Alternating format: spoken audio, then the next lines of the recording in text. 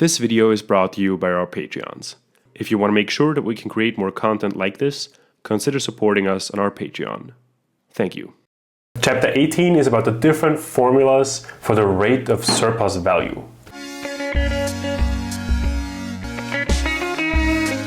Here, Marx just kind of writes a bunch of different ways that the rate of surplus value can be calculated. There are two formulas which can be used depending on the situation that he now describes.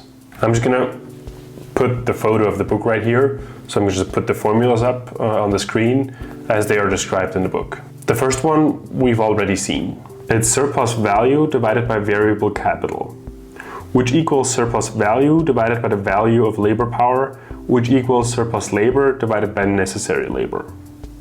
This is Marx's formula. The second one is the one which can be derived from the classical political economist. It is surplus labor divided by the working day equals surplus value divided by the value of the product equals surplus product divided by the total product.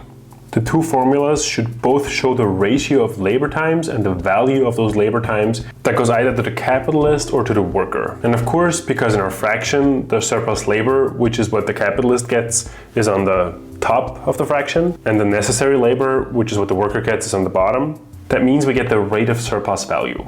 So far, so good. However, Marx now shows us that these two formulas can have very different outcomes. I'll put it up on the screen again. As you can see in these examples here that Marx has written out for us, in the second formula, the rate of surplus value can never reach more than 100%. Since if you add, for example, 10 hours to surplus labor, you also have to add it to the working day, which means it's mathematically not possible to get over number 1, so 100%. That's just fractions, man. That's how they work. All right, sorry about that. And apparently that is a problem for our boy Marx.